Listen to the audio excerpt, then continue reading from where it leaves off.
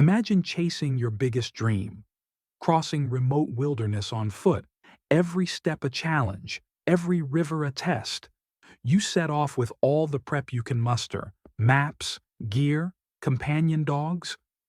But then something goes terribly wrong. And one morning, instead of two, only one dog returns. No human, no answers.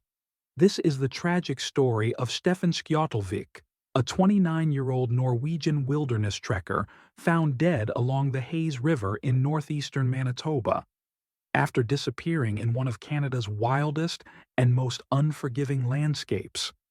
Steffen Skjottelvik was 29 from Norway, and by all accounts a seasoned wilderness hiker. He longed to test himself, to live the kind of long solo trek that feels almost mythic. On July 25, 2025, he left Fort Severn, Ontario, with two dogs, setting his sights on York Factory, Manitoba, over 300 kilometers through dense forest, muskeg, rivers, and terrain so sparsely populated that every step was heavy with risk. He had communicated along the way.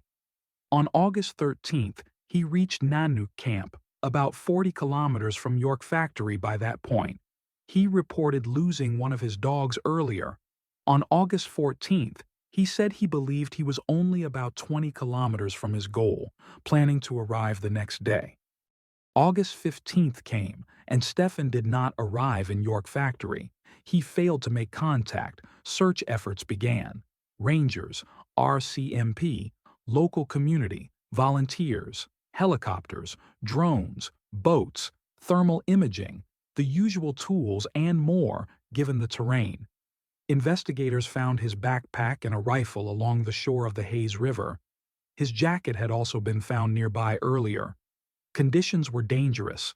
Heavy rains, fast-moving currents, rivers swollen, and terrain so treacherous that crossing what seemed like the last obstacle could have been fatal. One of his dogs made it to York Factory. The other dog was lost during the journey. On August 24, 2025, after more searching, the RCMP confirmed that Steffen's body was recovered on the banks of the Hayes River, not far from where his jacket had been discovered previously. Searchers had followed up on a pilot sighting from the air. On foot, they confirmed the body on shore, transported it to Gillum, and then it was to be sent to Winnipeg for an autopsy. While no public authority has released a definitive cause of death yet, awaiting the autopsy, several plausible scenarios emerge from what is known. River crossing gone wrong. Steffen likely attempted to cross the Hayes River toward the end, when its current was dangerously strong, lost gear and disorientation. His backpack and jacket were found, but perhaps in places that indicate he was battling the terrain or rushing to find safer ground.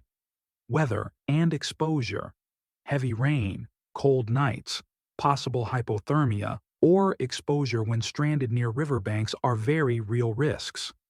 Wildlife or injury. Remote areas carry risk of injury or wildlife encounter, and without quick access to help, even a simple accident can become fatal. What's painful is that only one dog survived, reaching York Factory. The other was lost, and Steffen's body was found alone. Steffen's family made statements expressing both grief and a kind of relief that the search was over. That closure, while painful, was something they needed. The story has resonated globally, people drawn by the allure of wild adventures and by the warning that no matter how experienced, nature can overwhelm. A GoFundMe was set up to assist in search and recovery, raising over $10,000 with strong support from communities in Norway, Canada, and beyond. It has also sparked discussions about wilderness safety, responsibility in adventuring solo, and how prepared one must be, even when you know what you're doing. Steffen Skjottelvik's journey was driven by a dream, to walk vast wilderness, to be in places few people ever see. But his story also shows how unforgiving those places can be. Adventure, glory, beauty, but also risk, loss, fragility. So next time you plan to venture into remote places, study weather patterns, river conditions.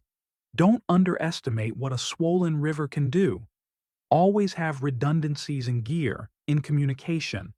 Know when nature wins, and that sometimes even the best prepared can face more than they bargained for. Steffen's story is a sad reminder and a tribute to the human longing for wild places and to the respect those wild places demand.